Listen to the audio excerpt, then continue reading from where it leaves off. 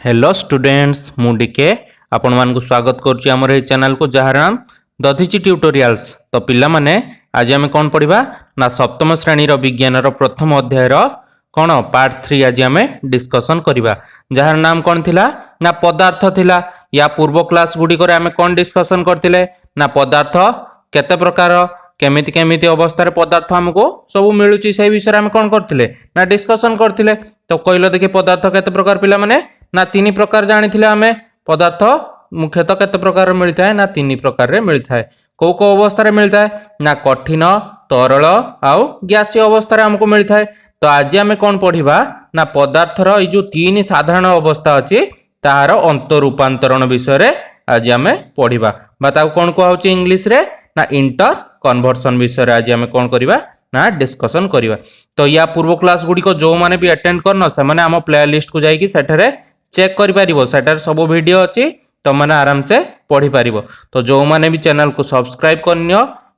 करनियो ता संगे bell icon को प्रेस कर दियो जहाँ फल जिते सब 7 क्लास आज पाखु स्टार्ट हो जाउची पुणी नुआ नुआ वीडियो जिते सब आसो तुम मान पाखे आगे जाई पहुँची जीव। तो पिला माने डेरी नक स्टार्ट करवा कौन ना पदार्थर 3 साधारण अवस्थार अंत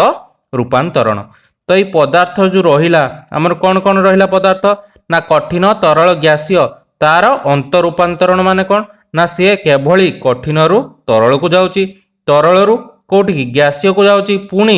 गैसीय रु आसी कोठी पहुंच जाउची ना कठिन अवस्था रे पहुंची जाउची। तो सेटा को आमे कहूचे कौन ना पदार्थर अंत रूपांतरण कहूचे। तो चलंतु देखिया पिला माने कौन लिखिची ना देइची पदार्थर अंत रूपांतरण विषय रे षष्ठ श्रेणी रे पढ़ा होईची। षष्ठ श्रेणी रे तुम किछि पढ़िथिबो तापर प्रयोग रे कठिन पदार्थ तरल अवस्था रे रूपांतरित हुए तरल पदार्थ उत्तप्त कले गैसीय पदार्थ रे परिवर्तित हुए। तो आमे समस्त जानिचे जेतेबेले आमे गोटे जिंस को ताप प्रदान करिबा से कौन करिवो ना कठिन अवस्था रे जदि थिबो से कौन हबो ना तरल अवस्था को फेरी जिवो। जदि तरल पदार्थ को आमे ताप दबा तो से कौन हबो ना तरल अवस्था रो गैसीय अवस्था को परिणत हो जिवो। जो भली आमे पढ़िथिले कौन ना गोटे काहाकू नहीं कि जदि आमे गोटे लुहा खंड को नहीं गरम उत्तप्त करेवा तो कौन हबो ना सी तरल अवस्था परिणत हो सही जदि तापर सही भली भाव में कौन सेटा आमे कौन ना ताप प्रयोग करथिले सही भली भाव में जदि गोटे बरफ खंडटा कौन अवस्था थाए कठिन अवस्था थाए ताकू जदि आमे उत्तप्त करवा सी कौ अवस्था को फेरी जीवो ना तरल अवस्था को पळेइबो। जतेबेले सही बरफ खंड को जतेबेले आमे तरल अवस्था पाई जिबा यार तो तार तरल अवस्था को जतेबेले आमे उत्तप्त करवा सी आमु कौन दबो ना गैसीय अवस्था दबो।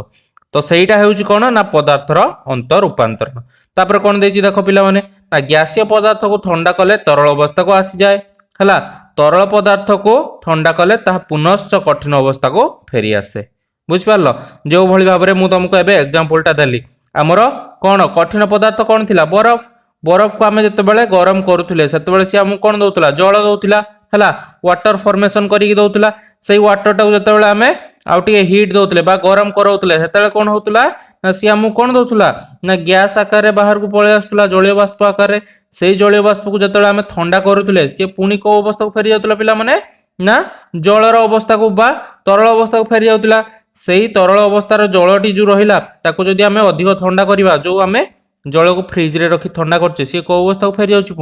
पुनी तार कठिन अवस्था बरफ को फेरी जाउची। तो सहीटा हला कौन ना पदार्थर अंत रूपांतरण। तो चलो देखिया पिला माने आउ कौन देछि एठी ता विषय रे कौन हमको टिके डिटेल्स रे बुझेइछि। तो कौन देछि ना पदार्थर एही 3टी अवस्था रे गटी करू अन्यटी को हेउथिबा परिवर्तन को अंत रूपांतरण कहा जाए। माने कठिन रु तरल हैला कठिन रु तरल तरल रु गैसीय पुणी गैसीय रु तरल तरल रु कठिन। तो एई जो होउची पदार्थर कौन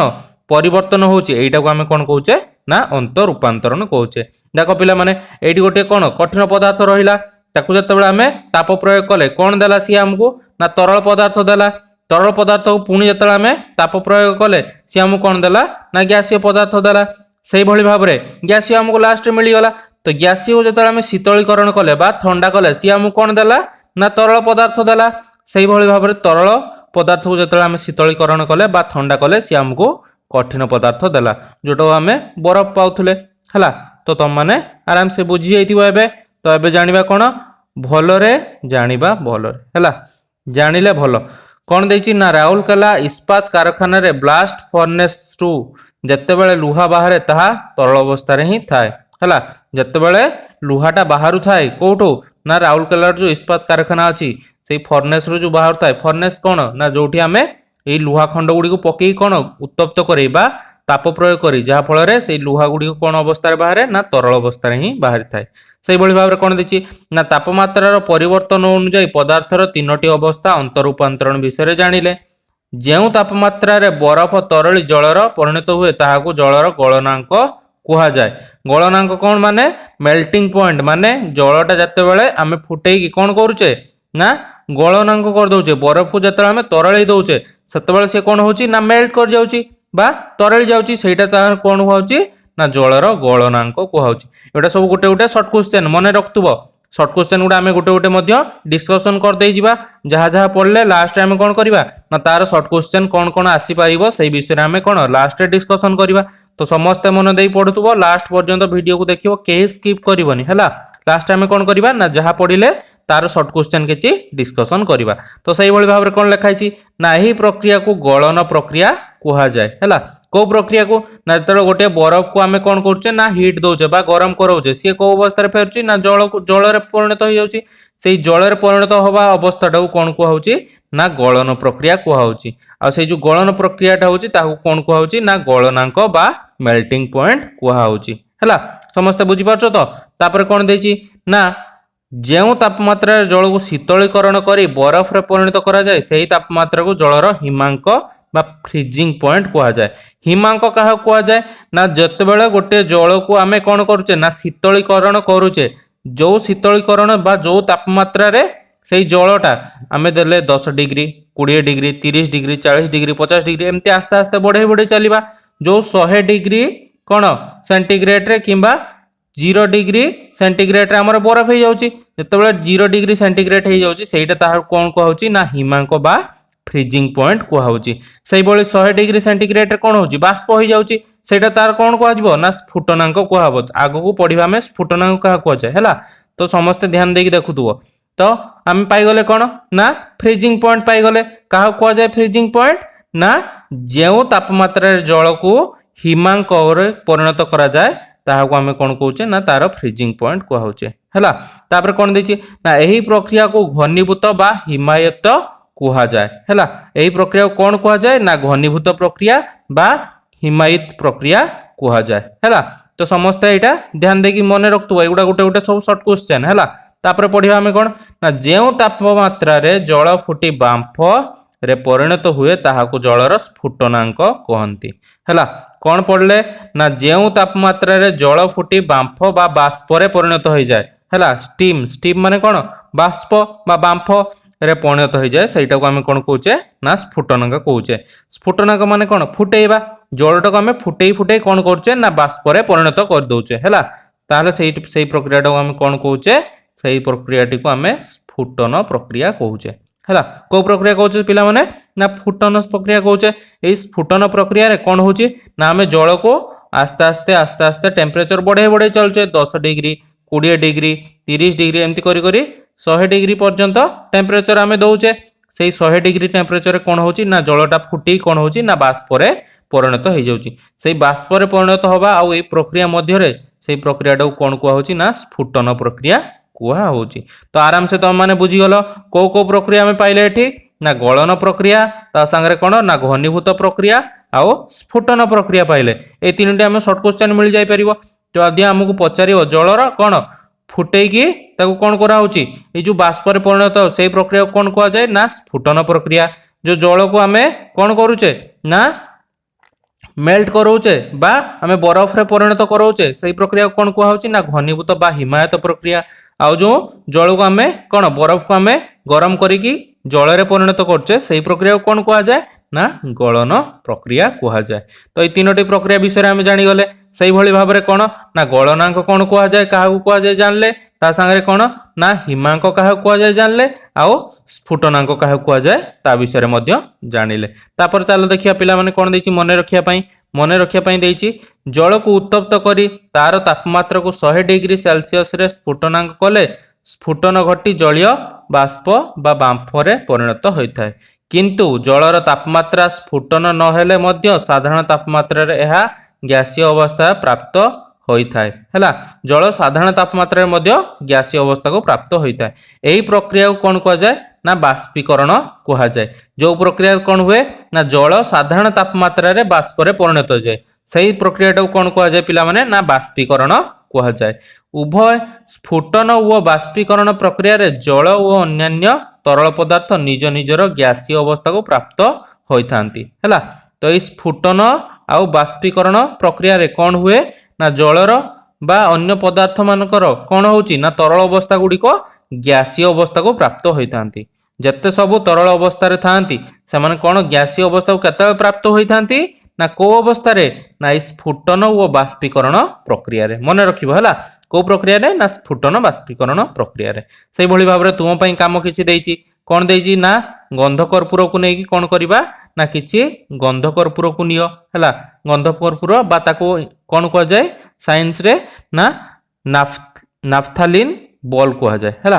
तो ई बॉल गुडी कोन कहिछि ना गोटिए स्टील गिलार नवा पई कहिछि से गुडी को गुंड करी गोटिए स्टील गिलार नियो ता मुह को ठीक घोड़ाई पारुथिया भलिया गोटे छोट फनेल नियो फनेल द्वारा गंध कर्पूर गुंड गुडी को ढांकी दियो किछि तुळा को अल्प जल रे ओदा करी फनेल पाखरे कोन आस्ते आस्ते छुआई दियो एहा द्वारा फनेल भितर उत्तप्त हेउथिया पदार्थ ठंडा हे जिवो जो पदार्थटा उत्तप्त होछि को पदार्थ उत्तप्त होछि ए गंध कर्पूर रो चूर्णटा उत्तप्त होछि तो से कोन हबो ठंडा हे जिवो स्टील गिनाटे किछि समय अल्प गरम करी छाड़ी दियो गरम करुथिया बेले फनेल मध्य देई गिना भीतर को देखो ए जो फनेल भीतर को देकी कोन कहिछि ना गिना भीतर को देखिया पई कहिछि देखो एठी पिला माने एटा हे रहिला गिना एठी हमें कोन करछे ना गंध कर्पूर गुंड सब रखाइछि तापरे एपट कोन दिया होछि ना ए बर्नर साहाय्य रे हमें कोन ताको उत्तप्त करछे ता ऊपर गुटे फनेल लागिछि देखो एटा हला गुटे फनेल हैला तो से कहूछि जेतले हमें उत्तप्त करूचे सेही फनेल भीतर को देखिया पई कहिछि आउ किछि हमको क्वेश्चन पचाछि तो चलो देखिबा कोन क्वेश्चन मागिछि हमको ना हमु क्वेश्चन मागिछि फनेल ले कोन लागिछि हैला ताहा तरल ना कठिन पदार्थ गिना मध्य रे कोनोसी तरल पदार्थ अछि कि कठिन नाफ्थालिन तरुळ छि कि एई हमको चारटी क्वेश्चन मागिछि तो जत्तेबेले आमे पिला माने जानिछे जत्तेबेले ई गंध कर्पूर बा नाफ्थालिन को आमे गरम करिवा सिए केबे बेले ता तरल अवस्था को जीव नाही हैला एई नाफ्थालिन कोन हबो ना तार तरल अवस्था को जीव नाही तार कोनोसी तरल अवस्था नाही से डायरेक्ट कोन हबो ना कठिन अवस्था रो गैसीय अवस्था को पळेबो हैला को अवस्था को पळेबो ना कठिन रो गैसीय अवस्था को पळेबो हैला ए गैसीय अवस्था को जतले जीवो से कोन हबो ना फनेल ले जाईकी लागि जीवो फनेल ले जतबेले आमे कोन करबा तुळा साहाय्य ताको ठंडा करे दबा से पुणी को अवस्था को पळेबो कठिन अवस्था को पळेबो तो आमे देखिबा कोन ना फनेल रो चारि पार्ट रे कोन लागिछि ना ई कठिन अवस्था रे थिबा गंध कर्पूर सब लागि की रहिछि तो चलो देखिया पिला माने कोन देछि हमकु पढिबा हैला एठी देख देछि ना कठिन नाफ्थालिन गुंड को उत्तप्त करिया द्वारा ताहा तरल नाही तरली नाही काई आमे जानि गले काई ना गंध कर्पूर को जतबेले आमे उत्तप्त करिवा सिए तरल अवस्था को न जाई को अवस्था को पळेबो डायरेक्ट ना गैसीय अवस्था को पळेबो हैला तो सही विषय रे हमको एठी कहिछि फनेल भीतर पटरे कोनोसी तरल पदार्थ टपा लागि नाही सही स्थान रे गोटे कठिन पदार्थर आस्तरण लागि रहिछि सेही कठिन पदार्थ आस्तरण कोटा पिला माने ना सेही जो हमें कोन गंध कर्पूर चूर्णटा को गुंड करी गरम कले ताहारी कठिन अवस्थाटा जाईकी सेठी कोन लागि रहि जाईछि तो एहा को सुंगी करी जानि परिबो जे एहा नूतन पदार्थ नुहे आमे जानि से नूतन पदार्थ नुहे काहे ना सेठी किछि आ आमे एक्स्ट्रा जिंस बा किछि अधिक जिंस ऐड कर नथिले बा मिसई नथिले तो आमे कोन पाइबा सेही पुराना जिंस बा सेही पुराना गंध कर्पूर भी सेठी पाइबा तो देखिबा ताहा नाफ्थालिन बाष्प ठंडा है कठिन अवस्था रे एक आस्तरण मात्र हैला तो आमे जानिचे कोन जानिचे ना जत्तेबेले आमे गंध कर्पूर को गरम करबा सिए कोन हबो ना डायरेक्ट को अवस्था को पळेबो गैसीय अवस्था को पळेबो आ तार तरल अवस्था आमे पाइबा नाही तो सेही विषय रे से हमहु कहिछि कोन कहिछि ना एही प्रक्रिया को पदार्थर ऊर्ध्वपातन कुहा जाय तो एही प्रक्रिया को कोन कुहा जाय पिला माने ना ऊर्ध्वपातन प्रक्रिया कुहा जाय तो तमे माने ऊर्ध्वपातन प्रक्रिया कोन बुझि पारलो जत्तेबेले आमे गोटिए कोन पदार्थ को गरम करूचे सी तार तरल अवस्था को न जाई डायरेक्ट कोन करूची ना बाष्प अवस्था को पळौची सही अवस्थाटा को बा सही प्रक्रियाटा को आमे कोन कहूचे ना पदार्थर ऊर्ध्वपातन प्रक्रिया कहूचे हैला सही भली भाबरे तुमको किछि काम देछि आउ ता विषय रे किछि जानिया पई कहिछि तो तापरे कोन देछि ना गोटिए कोन